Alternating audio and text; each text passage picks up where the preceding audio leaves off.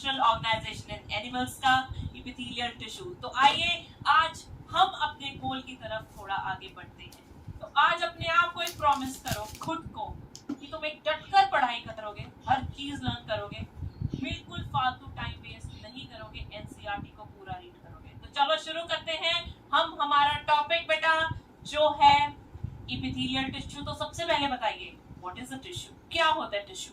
आपने शुरू से ही सुना है कि टिश्यू एक ग्रुप ऑफ सेल होता है, बहुत सारे सेल्स का बना होता है, सुना है ना, राइट। तो आज हम डेफिनेशन को थोड़ा और डिटेल में करेंगे। So what is a tissue, it's a group of sales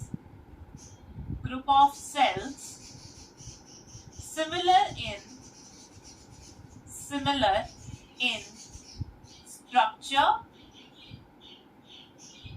function and origin, structure, function and origin, along with its intercellular matrix।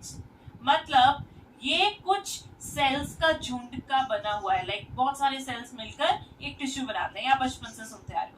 पर शर्त क्या है, शर्त ये है ये जो सेल्स हैं ये देखने में सेम होने चाहिए, उनका स्ट्रक्चर सेम होना चाहिए, वो काम सेम करें और उनका ओरिजिन सेम हो। ओरिजिन से मतलब जब आप एम्ब्रियो थे तो वो सेम जर्म लेयर से आए, इसीलिए ये कंप्लीट डेफिनेशन होती है। और साथ में जो उसका इंटरसेलुलर सब्सटेंस है, मतलब सेल्स, दो सेल्स के बीच में जो प्रोटीन्स वगैरह हैं वो सारे भी होने चाहिए। तो यहाँ पर बनती है आपकी complete definition of the tissues, a group of cells similar in structure, function and origin along with its intercellular substance और द मैट्रिक्स, राइट। तो सबसे पहले ये टिश्यू टर्म किसने दिया था, द टर्म टिश्यू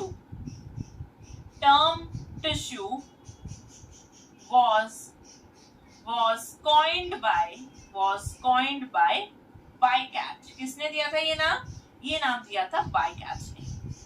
अगर हम एनिमल किंगडम की बात करें, एनिमल किंगडम में हम फाइलम्स पढ़ते हैं जैसे पॉलीफेरा, सिलियंट्रेटा, टीनोफोरा। जब हम ऑर्गेनाइजेशन की बात करते हैं, लेवल ऑफ ऑर्गेनाइजेशन, तो सबसे सिंपलेस्ट वन आपका पॉलीफेरा होता है जिसमें सेलुलर लेवल ऑफ ऑर्गेनाइजेशन होती है, और उसके बाद थोड़ा कॉम्प्लेक्स होता है जिसे हम कहते हैं टिश्यू लेवल ऑफ ऑर्गेनाइजेशन। तो आपके टिश्यूज अगर पूछे एनिमल किंगडम में सबसे पहले कहां पर आए थे, तो आप बोलोगे सबसे पहले आपके जो टिश्यूज हैं वो सिलियंट्रेटा में आए थे, right. So the first phylum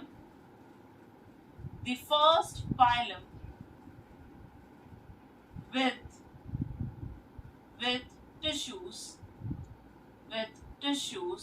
is Cilientrata। ये कह लो सबसे पहले आपके जो टिश्यूज हैं वो सिलियंट्रेटा में आए थे, राइट। अब बेटा अब टिश्यूज क्या टाइप के होते हैं, what are the various types of tissue, let's see. अगर हम बात करें कि जो आपके टिश्यूज हैं वो कहाँ से आए हैं, उनका ओरिजिन क्या है, राइट। तो उस अकॉर्डिंग हमने टिश्यूज को 4 में क्लासिफाई किया। कितने में क्लासिफाई किया है, 4 में किया है, right. So you have basic 4 types of tissues. You have epithelial tissue, you have connective tissue, you have muscular tissue and you have neural tissue, right। तो हमने टोटल ये 4 टिश्यू इस चैप्टर में पढ़ने हैं। पहला इपिथेलियल, दूसरा कनेक्टिव, तीसरा मस्कुलर, फोर्थ न्यूरल। अब जैसे आपकी जो बॉडी है पूरी, अगर मैं बोलूं आपकी पूरी बॉडी इन 4 टिश्यूज से बनी है, हैरानी होगी बट दैट्स ट्रू। तो सारी बॉडी आपकी इन 4 टिश्यूज की बनी हुई है। जैसे इमेजिन करो कि हमारी जितनी भी स्किन है, जो भी कवरिंग है या फिर लाइनिंग मतलब जैसे आपके स्टमक के अंदर जो वॉल है वो सारी लाइनिंग हुई, और ये सारी आपकी क्या हुई, कवरिंग, ये सारी एपिथेलियल की बनी है। इन सब के बीच में अगर मैं बोलूं पैकेजिंग करनी है ऑर्गन्स की, तो वो काम आपका कौन कर रहा है, कनेक्टिव। मसल्स तो आपको पता ही है, आपको मूवमेंट में हेल्प कर रही है, एंड न्यूरल इन सब बॉडी के ऑर्गन्स को क्या कर रहा है, कोऑर्डिनेट कर रहा है। तो इन 4 टिश्यू से मिलकर हम बने हैं। अगर मैं बात करूं हमारी ओरिजिन की, किसकी बात करूं बेटा, ओरिजिन की, तो ओरिजिन इन सब टिश्यूज का अलग अलग हुआ है। जब आप एम्ब्रियो थे, क्या थे? एम्ब्रियो। एम्ब्रियोनिक स्टेजेस में कुछ जर्म लेयर्स होती है। क्या होती है? Germ layers, right. तो जर्म लेयर्स क्या होता है? सबसे पहले जब भी स्पर्म और ओवा मिलते हैं तो फर्टिलाइजेशन होती है और जाइगोट बनता है। अब ये जो जाइगोट है ये डिवाइड करके एम्ब्रियो बनाएगा। तो जो अर्ली एम्ब्रियो है उसमें जब कोई भी ऑर्गन नहीं बना होता तो ये जो सेल्स हैं जो स्टेम सेल्स की तरह होती हैं, ये जो सारे सेल्स हैं अभी डिफरेंशिएट नहीं हुए होते। तो ये सेल्स कुछ लेयर्स की फॉर्म में डिफरेंशिएट हो जाते हैं, इनको हम कहते हैं जर्म लेयर्स। आपके पास टोटल 3 जर्म लेयर्स होती हैं, एक्टोडर्म, एंडोडर्म एंड मेसोडर्म, और यही कैरेक्टरिस्टिक फीचर होता है ट्रिप्लोप्लास्टिक ऑर्गेनिज्म का। अब इन तीनों जर्म लेयर से आपकी पूरी बॉडी के ऑर्गन बनेंगे। कह लो कि इन तीनों जर्म लेयर से ही ये सारे टिश्यूज बनेंगे। अगर मैं बात करूं एपिथेलियल टिश्यू की, आपका जो एपिथेलियल टिश्यू है इसकी ओरिजिन कहां से हुई है? इसकी ओरिजिन है बेटा ectoderm, mesoderm and endoderm, right. ये तीनों ही जर्म लेयर से बना है। अगर मैं कनेक्टिव टिश्यू की बात करूं और मस्कुलर टिश्यू की, ये दोनों ही किससे बने हैं? ये दोनों ही आपके ये मिडल लेयर से बने हैं जिसे हम कहते हैं मेसोडर्म। तो ये कहां से बना? मेसोडर्म से, ओके। ऑल्सो मस्कुलर टिश्यू, ये भी कहां से बना? मेसोडर्म से। व्हेयरएज जो आपका न्यूरल टिश्यू है ये कहां से बना है बेटा? ये एक्टोडर्म से बना है। इसका ओरिजिन क्या है? एक्टोडर्म। तो ये सारे हम ओरिजिन लिख रहे हैं। क्या लिख रहे हैं बेटा? ओरिजिन। तो ओरिजिन लोकेशन के अकॉर्डिंग हमने इनको 4 में डिवाइड किया है, एक epithelial, connective, muscular and neural. जो एपिथेलियल है वो सारी जर्म लेयर से बनता है, जो कनेक्टिव है वो मेसोडर्म से बना है, जो मस्कुलर है वो भी मेसोडर्म से, और जो न्यूरल है वो एक्टोडर्म से बना है, राइट। तो ये आपके 4 टिश्यूज हैं और आज हम पढ़ेंगे epithelial tissue. Okay, so let's get started. We were skating and had so much fun. Nani even took us bowling. Best day. So first of all, epithelial tissue आपको कहाँ पर मिलता है? कहाँ पर मिलता है एपिथेलियल टिश्यू? जैसे कि मैंने आपको बताया ये आपकी बॉडी के जैसे स्किन है, तो ये कवरिंग्स और लाइनिंग्स की फॉर्म में मिलेगा। कैसे मिलेगा? ये जो टिश्यू है आपका, it is present in the form of coverings and linings, right? Covering होती है जो बाहर की तरफ होती है जैसे स्किन, ठीक है। लाइनिंग जो अंदर की तरफ, जैसे आपका स्टमक है उसके अंदर की तरफ जो भी लगा हुआ है, दैट्स योर लाइनिंग, फाइन। जैसे अगर आपको याद होगा तो जैसे म्यूकोजा होती है आपकी, fine, that is your epithelial tissue only. अगर मैं बात करूं एपिथेलियल टिश्यू के सेल्स की, तो यहाँ पर बेटा जो ये एपिथेलियल टिश्यू है ये सिंगल सेल की लेयर का भी बना हो सकता है, ये बहुत सारे लेयर्स का भी बना हो सकता है। So here the cells which are present, the cells can be present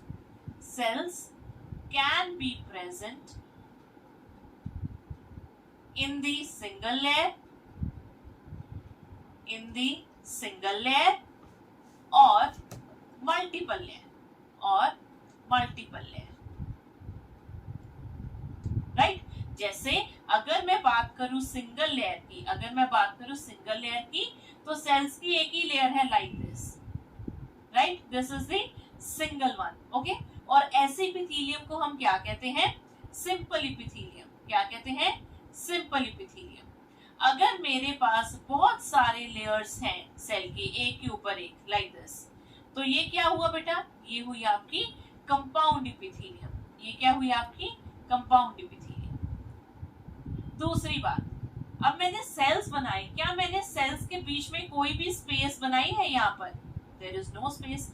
सो दोनों सेल्स के बीच में स्पेस बहुत कम है, तो जो इंटरसेलुलर मैट्रिक्स है वो हम कहते हैं कि एब्सेंट है, राइट, या फिर बहुत कम है। तो अगर कोई पूछे क्या एपिथेलियल टिश्यू में इंटरसेलुलर मैट्रिक्स होती है, तो आप बोलोगे वेरी लेस और absent, right. So here intercellular matrix is absent or very less, right। दूसरी बात, आपके जो ये सेल्स होते हैं अब ये बाहर की तरफ प्रेजेंट है, बाहर की तरफ भी प्रेजेंट है ना, अंदर की तरफ तो आपके मसल और कनेक्टिव टिश्यू है, तो इनके टूटने फूटने के चांसेस भी बहुत ज्यादा होते हैं। सो यहाँ पर बेटा एक बात जरूर याद रखना that the wear and tear is very much.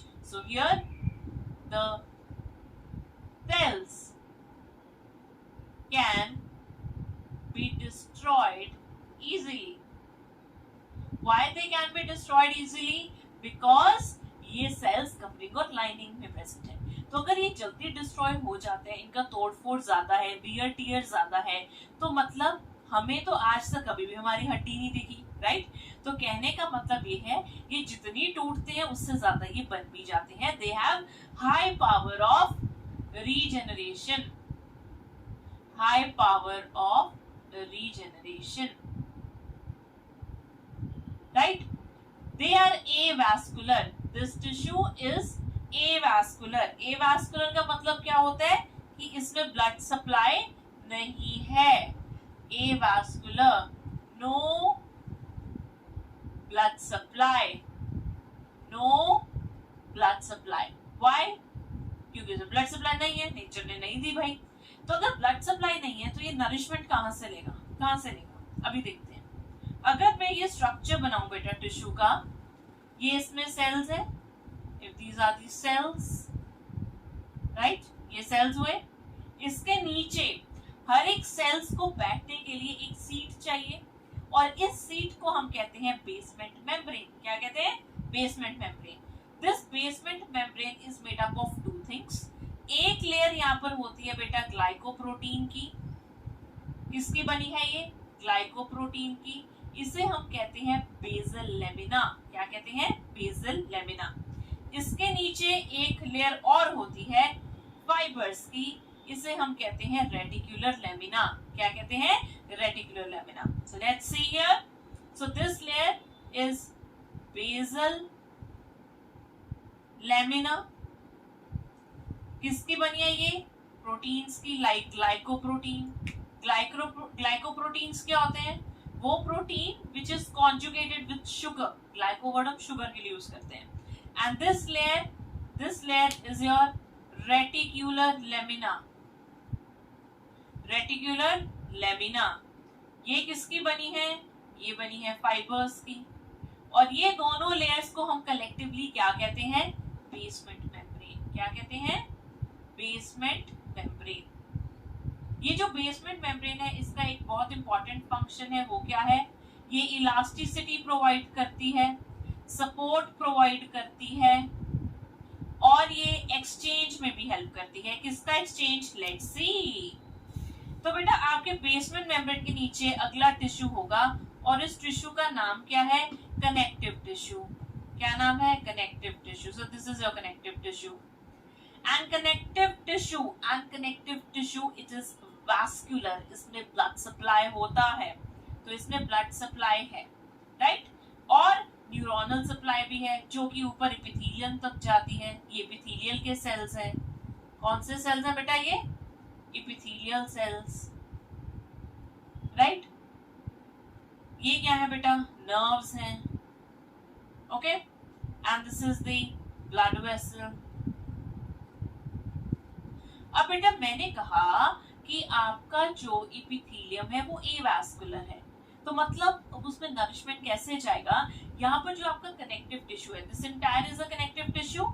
This connective tissue it has blood vessel. इस ब्लड वेसल से सारा खाना उसका डिफ्यूज होकर बेसमेंट मेम्ब्रेन से गुजरता हुआ एपिथेलियल सेल्स को जाएगा and this is how the cells are going to derive the nutrition. As simple as that, right? So याद रखना ये बात। यहाँ पर एपिथेलियम दो तरह की होती है, simple epithelium and compound. Simple epithelium में एक ही लेयर होता है सेल का एंड कंपाउंड में बहुत सारे लेयर होते हैं सेल्स के।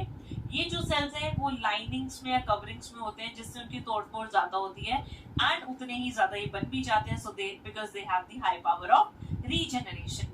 नेक्स्ट बेटा इंटरसेलुलर जो सब्सटेंस है दो सेल के बीच में वो बहुत ही ज्यादा कम होता है, right? Okay, so this was about the introduction of your epithelial tissue. Moving further to the classification of tissue. अब मैंने आपको एक सिंपल क्लासिफिकेशन तो बता दी, क्या क्या बताया मैंने? यस, क्या बताया मैंने? आपको बताया कि आपके जो यहाँ पर टिश्यूज है ये दो तरह के हैं, एक सिंपल एक कंपाउंड, राइट? इधर देखो, यहाँ पे क्या बताया, एक सिंपल एक कंपाउंड। ओके, अब यहाँ पर हमने किस वे में इनको क्लासिफाई किया है? हमने किया है on the basis of number of layers, on the basis of number of layers, on the basis of number of layers, on the basis of number of layers. You have two types of tissues. एक का नाम क्या है? Yes, कौन सा tissue है ये बेटा?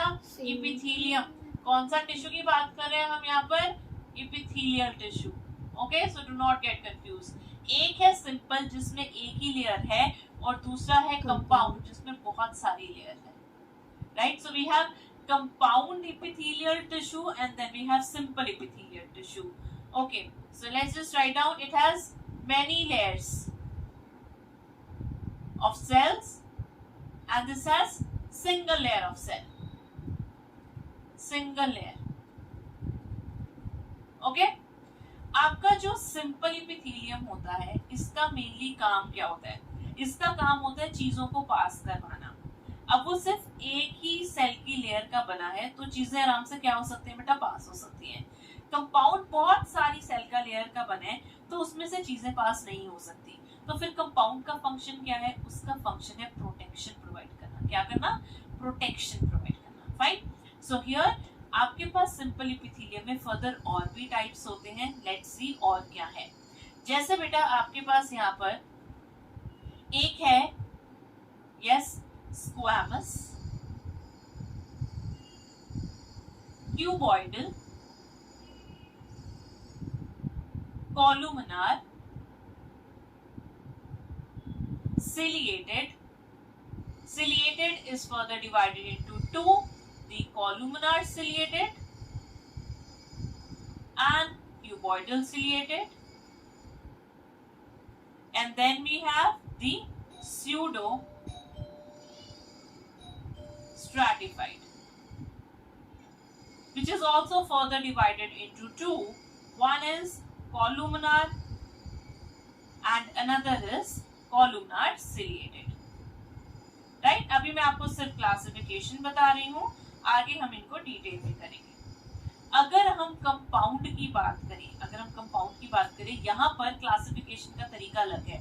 यहाँ पर अगर आपको दिख रहा होगा हमने यूजुअली शेप की बेसिस पे ही उसे हमने क्लासिफाई कर दिया। अगर जो सेल फ्लैट है तो स्क्वैमस, क्यूब लाइक है तो क्यूबॉइडल, सिलिया है तो सिलिएटेड। ओके, अगर हम इसकी बात करें जो कंपाउंड इपिथेलियम की, इसको जो हमने क्लासिफाई किया है ऑन द बेसिस ऑफ क्या सेल स्ट्रेच हो रहे हैं या नहीं, या जब वो ऑर्गन स्ट्रेच हो रहा है तो वो जो सेल है वो अपनी शेप चेंज कर रहे हैं या फिर नहीं। तो यहाँ पर हमने जो बेटा क्लासिफिकेशन करी है, हमने क्लासिफिकेशन करी है on the basis of change of shape of cell, change of shape of cell, right? तो यहाँ पर अगर हम देखें, सबसे पहला हमारे पास है स्ट्रैटिफाइड और दूसरा ट्रांजिशनल। दूसरा क्या है हमारे पास यहाँ पे? Transitional. So we have two types of further epithelium in the compound. One is stratified. यहाँ पर सेल्स अपनी शेप चेंज नहीं करेंगे जब वो स्ट्रेच होंगे, और इधर वो अपनी शेप चेंज करेंगे। So they do not change shape on stretching. Okay, so this is further divided into the other types of epithelium on the basis of shape of the cells. Like we have squamous, we have cuboidal, we have columnar, and then we have columnar ciliated. Whereas transitional एक ही होती है। So बेटा ये different types हैं हमारी epithelium की, right? So we have the simple epithelium and the compound epithelium. So here comes one question. बीच में हम क्वेश्चन करते रहेंगे, ठीक है? ओके, अगर कोई पूछे ऐसे एपिथेलियम जिसमें सेल्स बहुत ज्यादा टाइटली पैक हैं तो आप क्या बोलोगे? तो आप बोलोगे वो है आपकी एपिथेलियल टिश्यू। अभी बताया ना बेटा, यहाँ पर जो इंटरसेलुलर मैट्रिक्स है वो बहुत कम है, यहाँ पर बताया ना why it is absent, because cells are tightly packed. The cells, they are tightly packed. Okay, all right. Next question इसमें से कैसे बन सकता है? अगर कोई पूछे कि आपकी एपिथेलियल टिश्यू कहाँ पर होती है, कहाँ पर होती है? In the form of covering and linings. Next question बेटा, अगला आपकी जो स्ट्रैटिफाइड एपिथेलियम है, जो आपकी स्ट्रैटिफाइड एपिथेलियम है, उसे स्ट्रैटिफाइड क्यों कहते हैं? ये तो बेसिक सा क्वेश्चन पूछ रही हूँ, नीट टाइप नहीं है। स्ट्रैटिफाइड क्यों बोलते हैं? स्ट्रैटा का मतलब होता है लेयर्स। क्या मतलब होता है स्ट्रैटा का? लेयर्स। ओके, तो ये याद रखना क्योंकि आगे काम आएगा। स्ट्रैटा का मतलब होता है layers. Okay, alright, moving further. Next, तो हम अब शुरू करेंगे सिंपल का। आपको मैंने एक चीज बताई थी, क्या बताई थी? सिंपल का मेनली काम क्या होता है? सिंपल का मेनली काम क्या होता है? Simple has no role to play in protection. Simple का कोई भी काम प्रोटेक्शन में नहीं होता, वो किसका होता है? कंपाउंड का। तो ये क्या करता है, जो आपका सिंपल एपिथेलियम है, ये इसका रोल है बेटा सबसे ज्यादा कहां पर? डिफ्यूजन और सिक्रीशन। डिफ्यूजन, सिक्रीशन इसमें है। Play no role in protection, play no role in protection. और ये कितनी लेयर्स का बना होता है? ये सिंगल लेयर का बना होता है, राइट? तो इसमें जो हम सबसे पहला डिस्कस करेंगे वो है आपका स्क्वैमस। तो जो स्क्वैमस होती है, स्क्वैमस वर्ड कहां से है? स्क्वाटा से। स्क्वाटा का मतलब होता है फ्लैट। जैसे मछली के वो नहीं होते ऊपर, क्या कहते हैं उनको? अरे क्या कहते हैं मछली के? तो मछली के ऊपर बेटा ये बने होते हैं ना उसके। यस, तो यहाँ से वर्ड हमने फ्लैट होते हैं बिल्कुल, तो यहाँ से हमने वर्ड क्या लिया है? स्क्वाटा लिया है।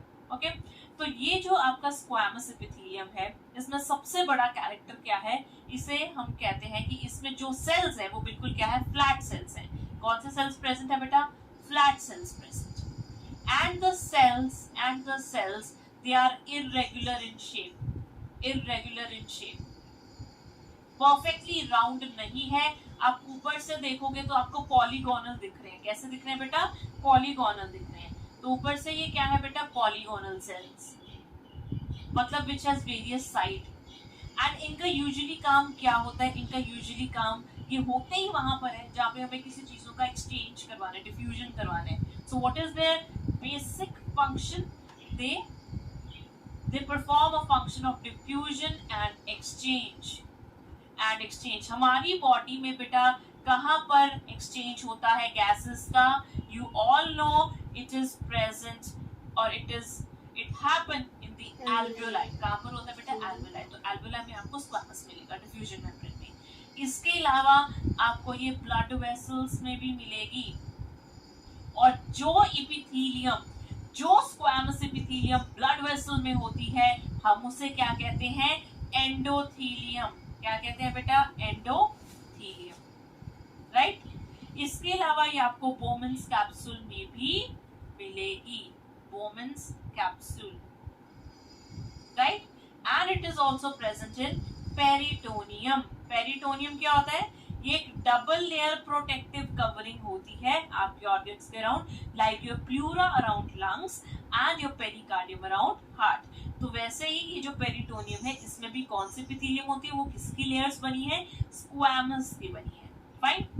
दूसरी बात, इस एपिथेलियम के लिए हम एक टर्म यूज करते हैं, दैट इज पेवमेंट मेम्ब्रेन और एपिथेलियम। पेवमेंट मेम्ब्रेन का मतलब क्या हुआ बेटा? पेवमेंट होता है रास्ता जहां पर हम चलते हैं। तो अगर आप देखोगे ये सेल्स कैसे दिखते हैं? They look like tiles. Cells look like tiles. और पेवमेंट पे टाइल्स ही लगी होती हैं। पेवमेंट रास्ता चलने वाला, वहां पर टाइल्स ही लगी होती हैं, इसलिए इसे हम पेवमेंट मेम्ब्रेन या पेवमेंट एपिथेलियम भी कह देते हैं। दूसरा, इसे हम टीजलेटेड एपिथेलियम भी बोलते हैं। टीजलेटेड एपिथेलियम वो होती है जिसमें जो सेल्स हैं उनका जो शेप है, उनकी जो वॉल्स है बेटा, वो इरेगुलर हो, लाइक दिस। परफेक्टली राउंड ना हो बट इरेगुलर वॉल्स हो। कैसी हो बेटा? irregular walls.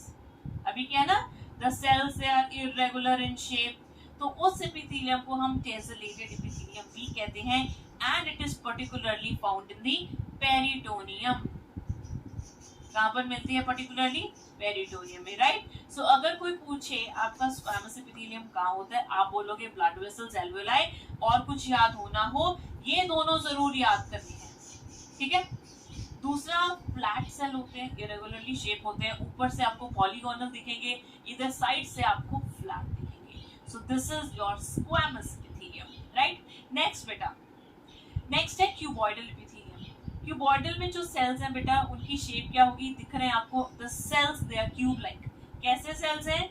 The cells they are cube like cells. This epithelium is associated mostly with secretion and absorption. जहां पर भी आपको चीजों को अब्सॉर्ब करना है, सिक्रीट करवाना है, वहां पर आपको क्यूबॉइडल एपिथेलियम मिलेगी. तो कहां पर बेटा सिक्रीशन अब्सॉर्प्शन होती है? आपकी पीसीटी में प्रॉक्सिमल कॉन्वोल्यूटेड ट्यूब्यूल. ये क्या चीज है बेटा? It's a part of your nephron. Nephron में एक ट्यूब्स होती हैं, उसमें जो सबसे पहली ट्यूब होती है वो पीसीटी होती है. इंटरेस्टिंग बात इसमें क्या है कि ये जो एपिथेलियम पीसीटी में होती है ये ब्रश बॉर्डर्ड है. क्या है बेटा? ये ब्रश बॉर्डर्ड. क्या होता है ब्रश बॉर्डर्ड? आपके कई बार जो सेल्स होते हैं उनकी एक्सटेंशंस बन जाती हैं, finger like extensions, plasma membrane की फिंगर लाइक एक्सटेंशन, जिसे आप क्या कहते हो? माइक्रोविलाई. क्या कहते हो बेटा? इन्हें माइक्रोविलाई कहते हो, right. So these are microvilli. Okay.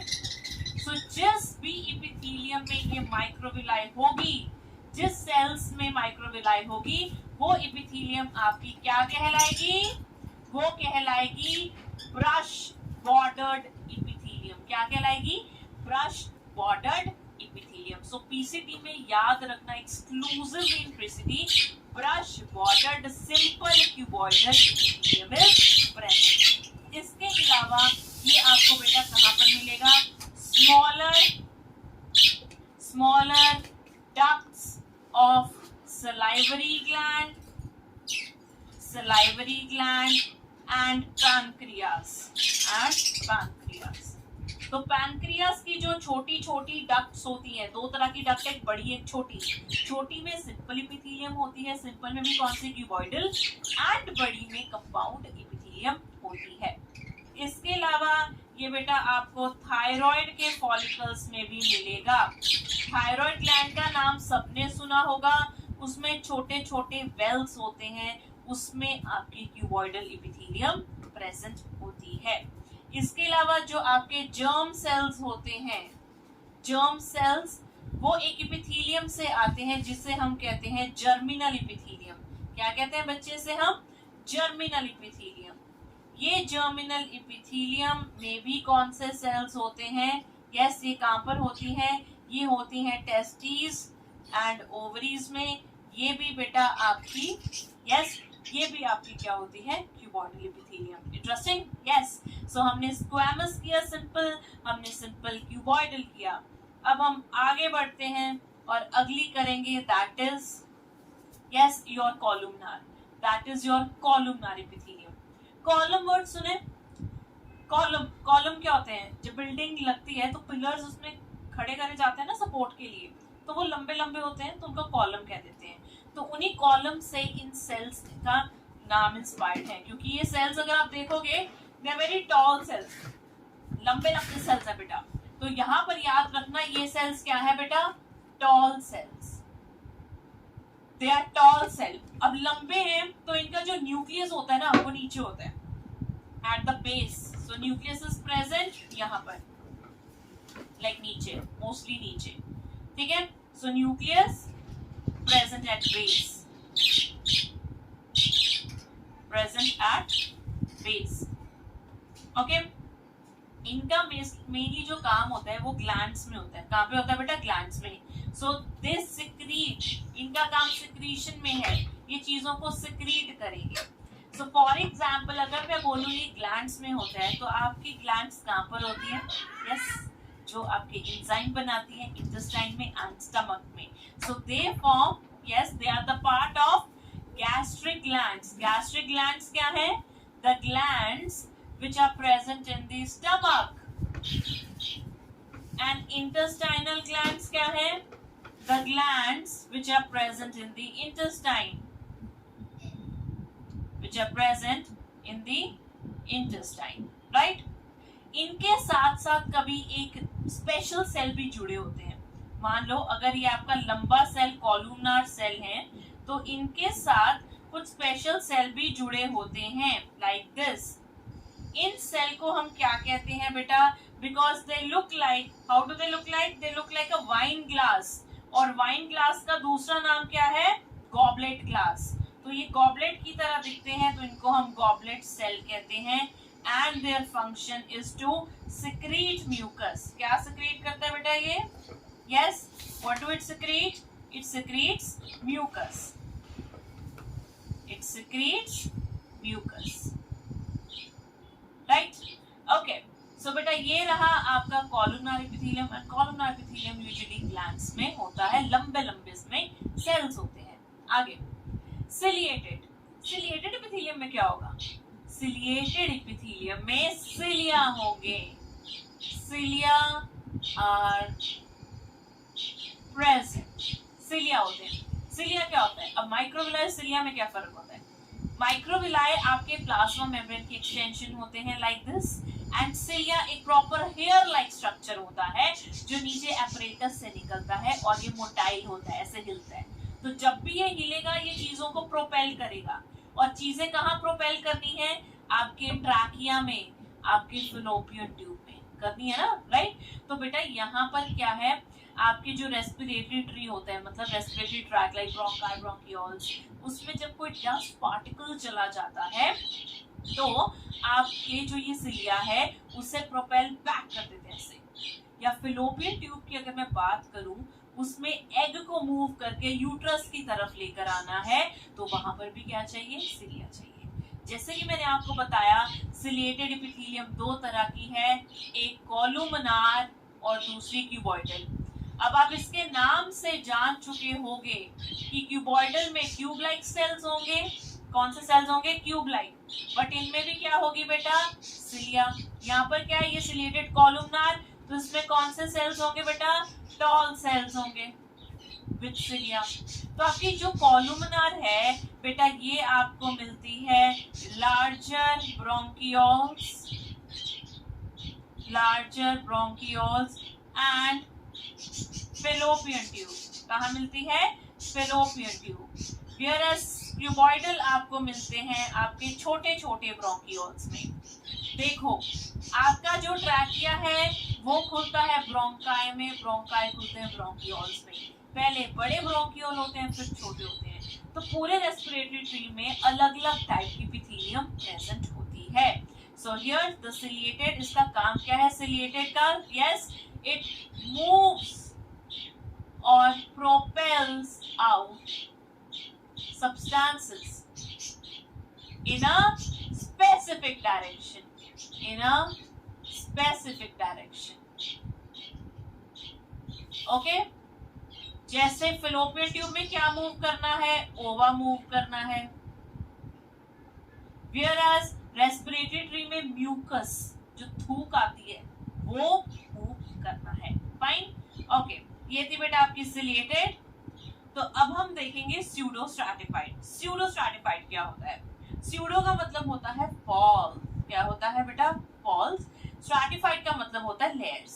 So they actually are simple epithelium. Simple epithelium में ही आते हैं बिकॉज इनमें एक ही लेयर है सेल्स की, but they appear to be multi layer. They appear to be multi-layer. They appear to be multi-layer. Right? Okay.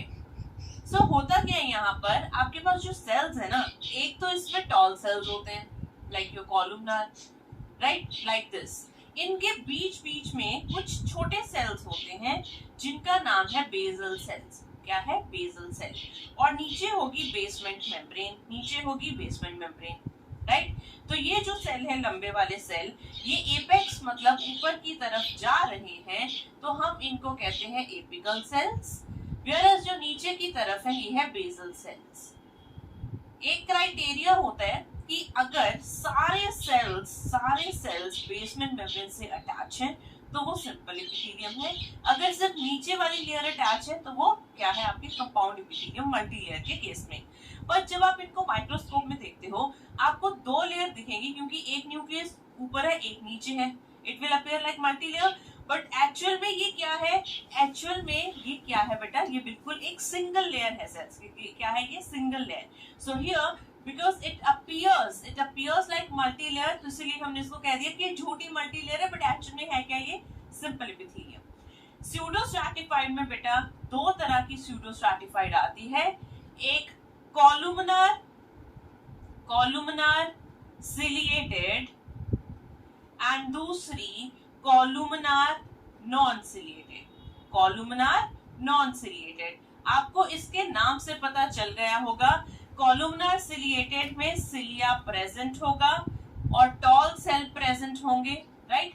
जैसे मान लो ये है तो इसके पे ऊपर ऐसे ऐसे लंबे लंबे सिलिया प्रेजेंट होंगे, वेयर एज आपके कॉलुमनार नॉन सिलिएटेड के केस में सिलिया एब्सेंट होगा,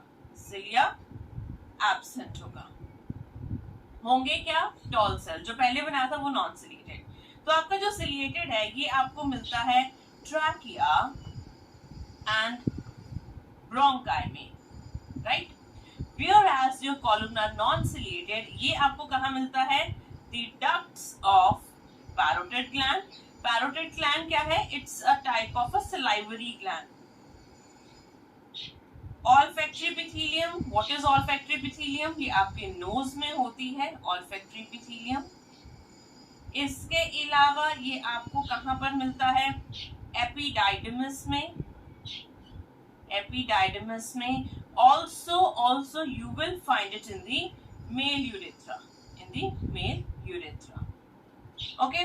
तो ये रहा आपका pseudostratified और यहाँ पर आपका खत्म होता है सिंपल एपिथेलियम। तो नेक्स्ट क्या है बेटा, आपका कंपाउंड एपिथेलियम। सिंपल एपिथेलियम का काम था डिफ्यूजन करवाना, सिक्रीशन कराना, एक्सचेंज कराना, चीजों को पास करना, क्योंकि वो क्या थी, एक सिंगल लेयर थी। Whereas जो कंपाउंड एपिथेलियम है, क्योंकि ये मल्टी लेयर है, तो इसका काम क्या होगा, it will provide protection, right। Hence yes, क्योंकि ये क्यों है multi layer, so hence it will provide protection। That's a multi layer, इसमें बहुत सारे लेयर्स होंगी और सिर्फ नीचे वाली layer will be attached to basement membrane। कैसे, अगर ये बहुत सारे सेल्स हैं बेटा और ये बेसमेंट मेम्ब्रेन है, इसके ऊपर भी और सेल्स होंगे, तो सिर्फ ये वाली layer, this one basal layer of cells will be attached to the basement membrane। तो ये डिफरेंस होता है आपके कंपाउंड में और सिंपल में। अगर हम कंपाउंड एपिथेलियम की बात करें, इसको हमने कैटेगराइज किया था, yes we have categorised the compound epithelium. एक था बेटा आपका स्ट्रैटिफाइड और दूसरा था transitional. One was stratified, another was transitional। On the basis of what? On the basis of कि जब आप स्ट्रेचिंग करते हो तो क्या सेल्स अपनी शेप चेंज करते हैं या नहीं। तो यहाँ पर आपके पास एक है स्ट्रैटिफाइड। स्ट्रैटिफाइड में हमने फर्दर टाइप्स करे थे, like we have squamous, we have columnar, we have cuboidal, we have columnar ciliated, right। अगर हम बात करें बेटा स्क्वामस की, स्क्वामस फर्दर टू टाइप्स की है, एक है यहाँ पर केराटिनाइज्ड और दूसरी है नॉन केराटिनाइज्ड, राइट, सिंपल। तो अभी हम शुरुआत करेंगे with the stratified one which is multi layered, और ये सेल्स अपनी शेप चेंज नहीं करेंगे on stretching. Let's move ahead. तो स्क्वैमस वर्ड क्यों आया है, जैसे कि हमने सिंपल स्क्वैमस में किया था, यहाँ पर भी जो सेल्स होंगे वो फ्लैट होंगे, बट कौन से cells, upper layer of cells. बहुत सारी लेयर्स है ना सेल की, बट जो सबसे ऊपर वाली लेयर होगी सबसे ऊपर वाली लेयर वही फ्लैट सेल्स की होगी, right? So upper layer of cells, upper layer of cells are flat like tile. So let's see the diagram of a stratified epithelium. देखो बेटा, सबसे पहले आपको भी पता है एक बेसमेंट मेम्ब्रेन तो होगी, right? There will be a basement membrane. So this is a basement membrane. इसके ऊपर सारे सेल्स होंगे, इसके ऊपर सेल्स होंगे. तो सबसे नीचे वाली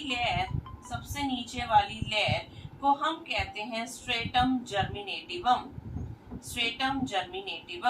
राइट? सो जो सबसे नीचे लेयर होती है सेल्स की उसे स्ट्रेटम जर्मिनेटिवम कहते हैं, और जो नीचे है ये किसके ऊपर रेस्ट कर रही है? ये बेसमेंट मेम्ब्रेन के ऊपर रेस्ट कर रही है. So this is the basement membrane,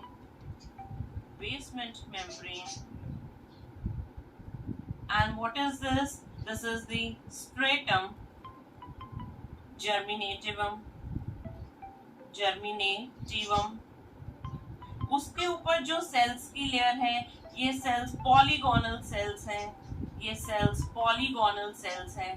What are polygonal cells? The cells with different types of shape. इनकी जो शेप होती है वो अलग अलग होती है, राइट? मतलब इनकी जो साइड्स हैं वो बहुत सारी हैं. Polygonal with a number of sides. So these cells, they are polygonal, right? ये polygonal cells हैं. अब जो अपर मोस्ट लेयर होगी सेल्स की, वो क्या होगी? वो होगी आपकी फ्लैट सेल्स की layer, like this, right? This is flat cell की layer, squamous cells. These are squamous cells. Okay. These are squamous cells. Alright, so let's label it up. So these are squamous cells. These cells are polygonal cells. Fine. अब तो ये बेटा बीच में कौन सी layer है? बीच में जो सेल्स की लेयर है, that is the polygonal cells. Okay, let's just fill it up. It is showing that इसमें न्यूक्लियस है.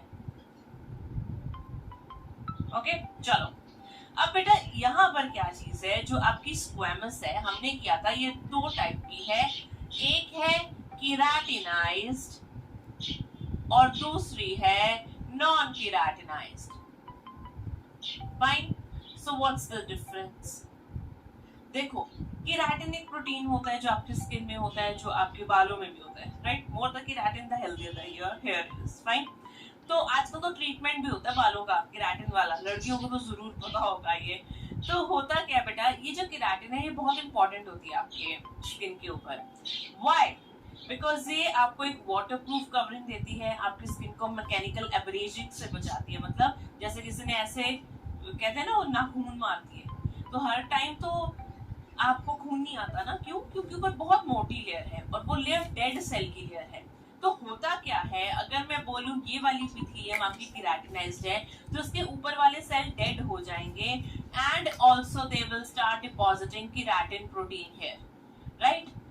तो ये लेयर हो जाएगी आपकी डेड लेयर, और इसको हम क्या कह देते हैं? Stratum corneum.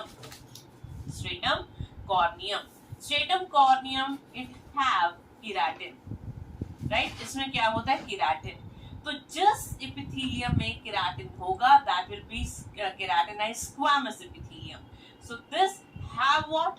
This have keratin protein. Have keratin. तो ये आपके कहाँ पर मिलता है बेटा? ये आपकी स्किन में मिलता है. ये कहाँ पर मिलता है? आपकी स्किन में. अब बस ये वाली लेयर हटा दो, बाकी सारा यही रखो. ये कौन सी है? Non keratinised. Do not have keratin. It do not have keratin. ये आपको बेटा कहाँ पर मिलता है? आपको बकल कैविटी में मिलता है. What is buccal cavity?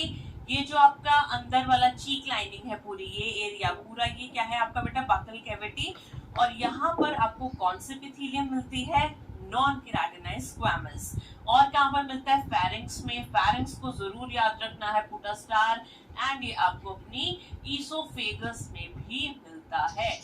जो भी लोकेशंस हैं प्लीज इन पे स्टार लगा लेना, क्योंकि इस चैप्टर में क्वेश्चन मतलब मेनली एपिथेलियल में क्वेश्चन यहीं से आता है, राइट। सो ये हुआ बेटा आपका स्क्वैमस। कौन सा squamous? Not simple, the compound one. कौन सा कंपाउंड है यहाँ पर? ये स्ट्रैटिफाइड है। कौन सा? ये स्ट्रैटिफाइड। और यहाँ पर बच्चे आपने दो टाइप करी, एक केराटिनाइज्ड और एक नॉन केराटिनाइज्ड। केराटिनाइज्ड स्किन में है, इसमें केराटिन है। What is the function of keratin? क्या करता है ये?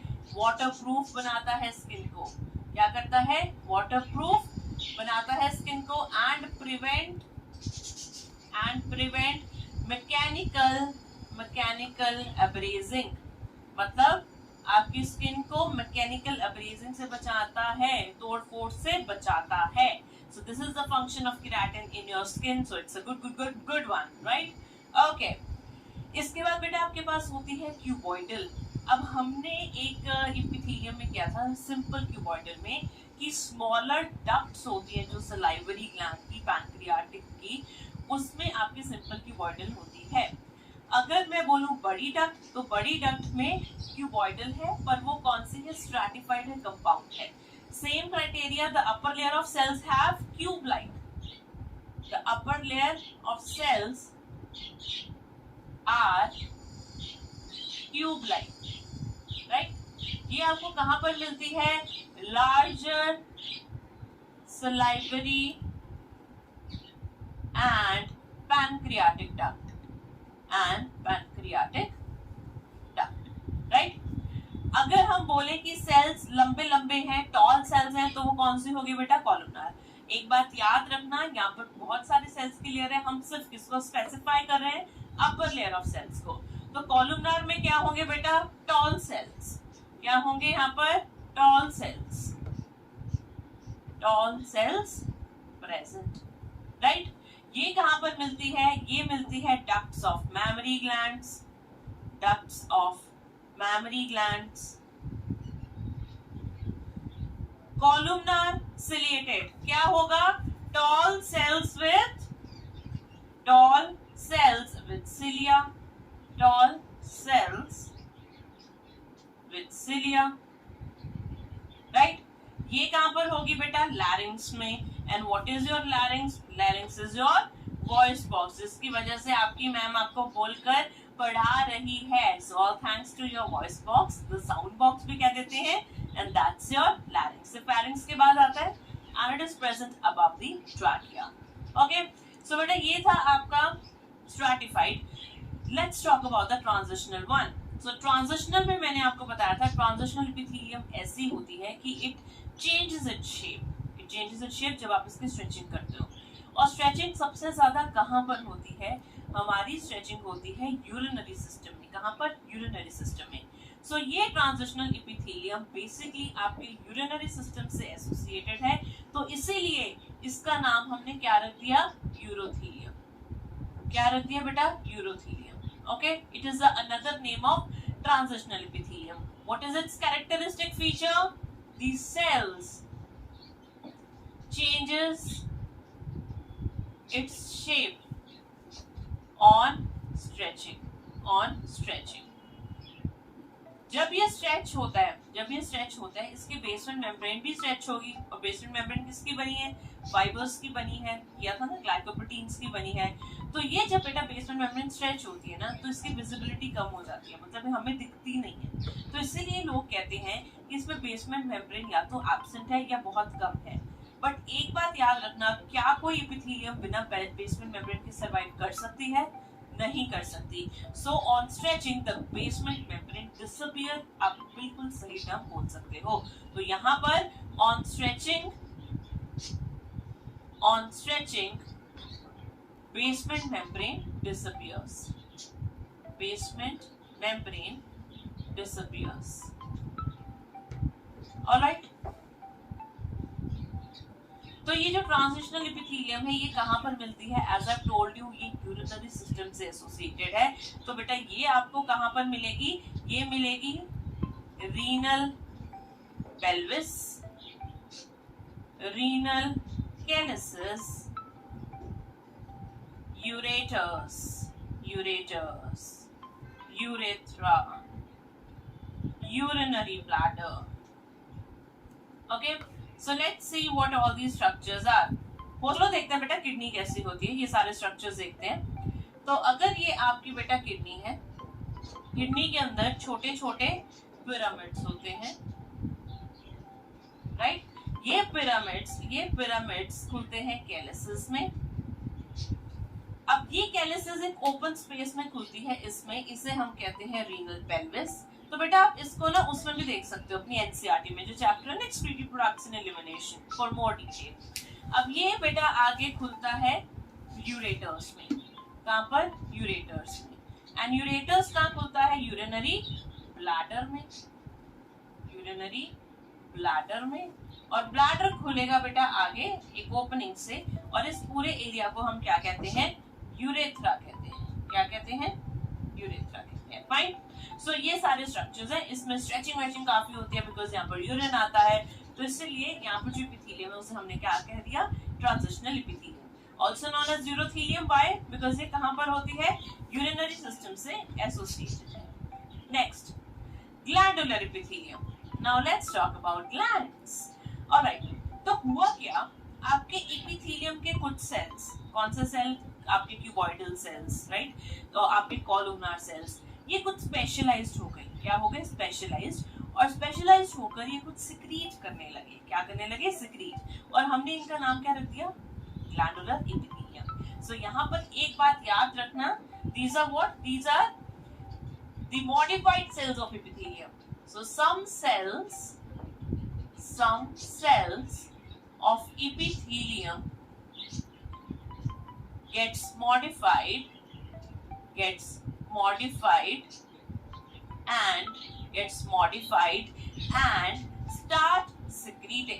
and starts secreting और वो क्या बन गए बेटा? वो आपकी ग्लैंडुलर एपिथेलियम। अब वो सेल्स कौन से हैं? These cells, they can be the cuboidal one, which are tube-like, या tall one, which are columnar. Okay? इन दोनों में से कोई भी हो सकता है। अब हमने एक डिफरेंस देख लिया, हमें डिफरेंस पता चल गया बेसिकली कि ये जो ग्लैंडुलर एपिथेलियम है ये क्या चीज है और नॉर्मल एपिथेलियम क्या है। फाइन। अब बेटा एक वर्ड हम यूज करते हैं, ग्लैंड्स। क्या यूज करते हैं? ग्लैंड्स। यूजुअली जो ग्लैंड टर्म है ना, ये हम मल्टीसेलुलर ग्लैंड्स के लिए यूज करते हैं। पर अगर हम ब्रॉड क्लासिफिकेशन देखें, एपिथेलियम, ग्लैंडुलर एपिथेलियम और ग्लैंड में फर्क क्या है? ग्लैंड हम कंप्लीट ऑर्गन को बोल देते हैं, उसके अंदर जो सेल्स लगे उसे एपिथेलियम बोल देते हैं। फाइन। तो अगर मेरे पास एक सेल है तो क्या मैं उसे ग्लैंड नहीं बोल सकती? मैं उसको भी ग्लैंड बोल सकती हूँ, पर वो बेटा क्या होगी? वो होगी मेरी यूनिसेलुलर ग्लैंड। वो क्या होगी बेटा? मेरी यूनिसेलुलर ग्लैंड। तो एक सेल को भी हम ग्लैंड बोल सकते हैं, वेयरएज काफी सेल्स की जो एपिथेलियम है मल्टीसेलुलर, उसको भी हम ग्लैंड बोल सकते हैं। यूनिसेलुलर ग्लैंड जैसे हमने किया था, एक म्यूकस सिक्रीट करता है सेल, जैसे your goblet cell. So goblet cell एक अकेला है और वो क्या कर रहा है? वो सिक्रीट कर रहा है म्यूकस। तो वो क्या हुआ बेटा? Unicellular gland. वेयरएज मल्टीसेलुलर में आपकी आती हैं जैसे कि सलाइवरी ग्लैंड। ओके, तो इस तरह से आपके ग्लैंड्स बेसिकली एपिथेलियम के कुछ सेल्स के ही बने हुए हैं जो मॉडिफाई हो गए हैं, जो क्या हो चुके हैं? मॉडिफाई हो चुके हैं। ऑलराइट, नेक्स्ट बच्चे, अब आपकी जो ग्लैंड है वो कितने टाइप की होती है? What are the various types of glands? What are the various types of glands? सबसे पहले ये जो मैं आपको क्लासिफिकेशन बता रही हूँ, ये बता रही हूँ कि जो उसका सिक्रीशन है वो अगर वो कैसे पोर कर रहा है, मतलब बाहर कैसे फेंक रहा है। मेरे पास कुछ ग्रुप ऑफ सेल्स हैं। अब वो जो ग्रुप ऑफ सेल्स हैं वो अपना सिक्रीशन कैसे बाहर फेंकेंगे, उसके अकॉर्डिंग इनको हमने 3 कैटेगरी में डिवाइड कर दिया। ठीक है, जैसे अगर मैं बोलूं एक ग्लैंड अपना सिक्रीशन अपने में से सीधे ऐसे बाहर फेंक दे रहा है, एक ग्लैंड एक डक्ट के थ्रू चीजें बाहर फेंक रहा है। फाइन। एक ग्लैंड ऐसी है जिसमें दोनों चीजें मिल रही हैं, जो अपना सिक्रीशन बाहर फेंक रहा है ऐसे ही उसको ब्लड उठाकर टारगेट ऑर्गन पर लेके जाएगा, वो आपकी एंडोक्राइन ग्लैंड होती है। जो अपने डक्ट के थ्रू बाहर फेंक रहा है वो आपकी एक्सोक्राइन होती है, जिसमें दोनों पार्ट है वो हेटेरोक्राइन होती है, right? So we have three types of glands here. We have three types of glands here. What are these? We have exocrine gland, we have endocrine gland and we have heterocrine gland. Hetero का मतलब होता है mixture, क्राइन का मतलब होता है secretion. अब बेटा जो एक्सोक्राइन ग्लैंड है इसमें क्या होगा? अगर ये ग्लैंड है तो ये एक डक्ट के थ्रू अपना सिक्रीशन बाहर फेंकेगा.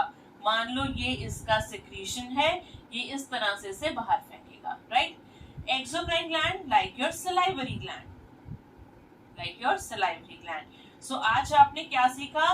एक्सोक्राइन ग्लैंड्स में क्या होता है बेटा? डक्ट होती है. The ducts are present, whereas endocrine they are ductless. और इनके सिक्रीशन को हम कहते हैं, द सिक्रीशन इज हार्मोन. क्या कहते हैं? हार्मोन. इसमें क्या होता है? अगर ये एक ग्लैंड है, अगर ये एक ग्लैंड है एंडोक्राइन ग्लैंड, ये अपना सिक्रीशन बनाएगा. इस सिक्रीशन को कौन उठाएगा? इसे उठाएगा एक ब्लड वेसल. कौन उठाएगा बेटा? Blood vessel, right? अब ये जो ब्लड वेसल है ये इसे उठाकर कहाँ लेके जाएगा? टारगेट ऑर्गन, टारगेट ऑर्गन में. मान लो बेटा ये आपका क्या है? ये बेटा आपका कौन सा है? ये ग्लैंड आपका मान लो पिट्यूटरी है, ये ग्रोथ हार्मोन निकाल रहा है और ये ब्लड से दैट इज आपके बॉडी सेल में जाएगा और बॉडी सेल्स डिवाइड करेंगे. हेटेरो मतलब मिक्सचर, इसमें एंडोक्राइन, इसमें एंडोक्राइन प्लस एक्सोक्राइन दोनों होता है, राइट? जैसे आपका पैनक्रियास, जैसे आपका पैनक्रियास, पैनक्रियास में इंसुलिन हार्मोन भी बनता है, तो वो पोर्शन बेटा इसका क्या हुआ? एंडोक्राइन. और ये एंजाइम्स भी बनाता है, तो ये बेटा क्या हुआ उसका? एक्सोक्राइन, क्योंकि वो डक्ट से जा रहा है.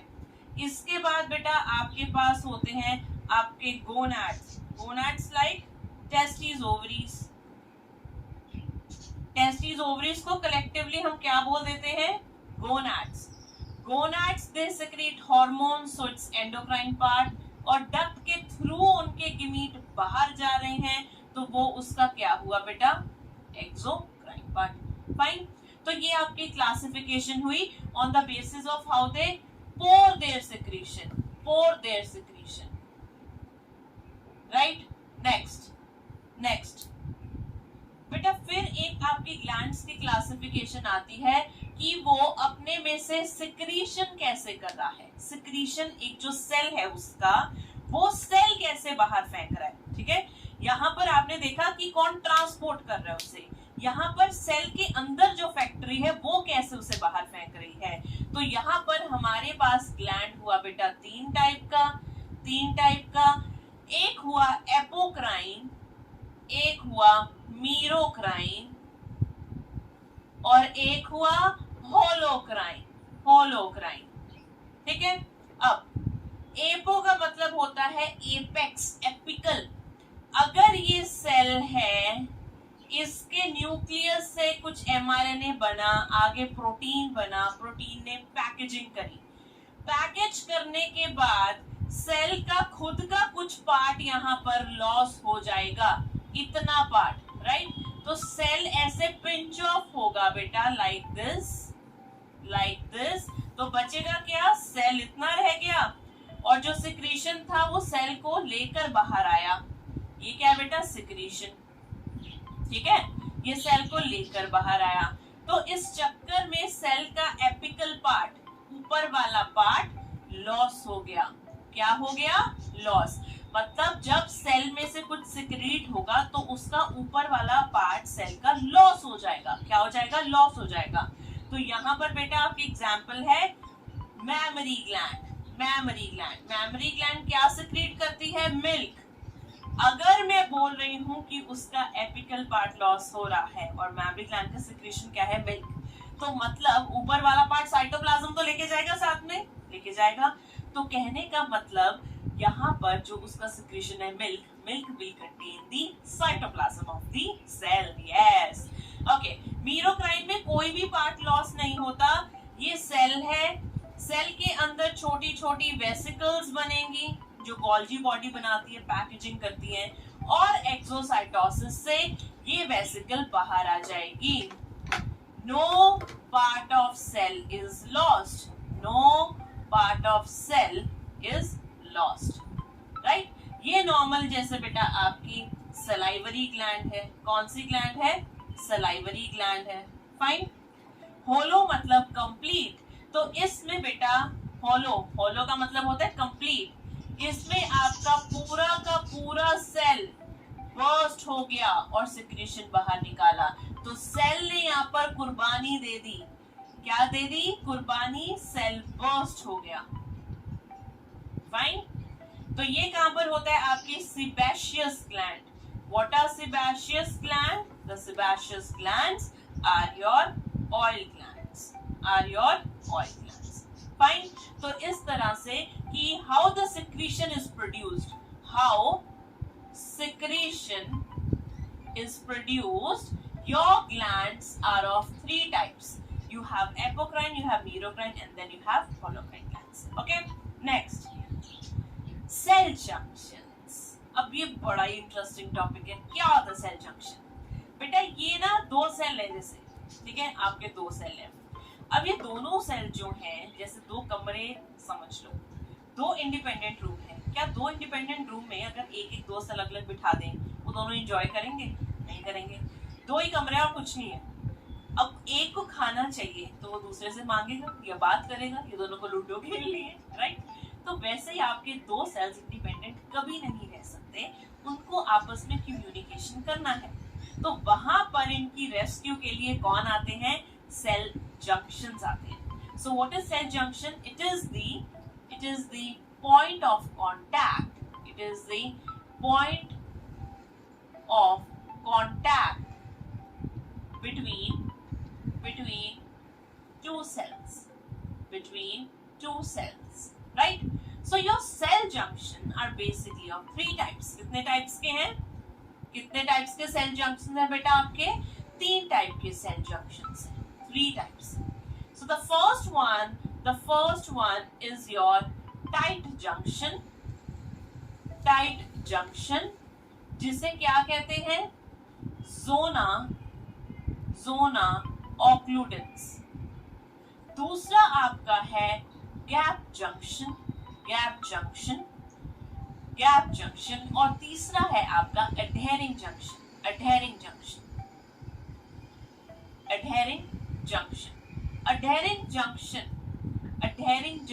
का काम है चीजों को adhere करके रखना, whereas tight junction का काम है एकदम बंद करके रखना।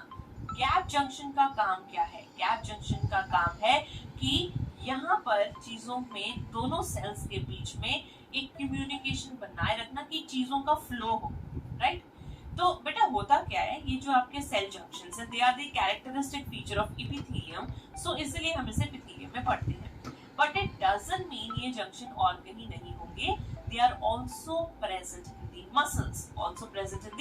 मसल्स, अगर मैं अडहेरिंग जंक्शन की बात करूं, इनको हम सीमेंटिंग जंक्शन भी कहते हैं। They act as a cement, और 2 सेल के बीच में सीमेंट की तरह बने रहेंगे और दोनों को एक जगह पर चिपका के रखेंगे। ये बेटा 3 तरह के होते हैं। एक है जोना एडहेरेंस, एक है बेटा डेस्मोसोम,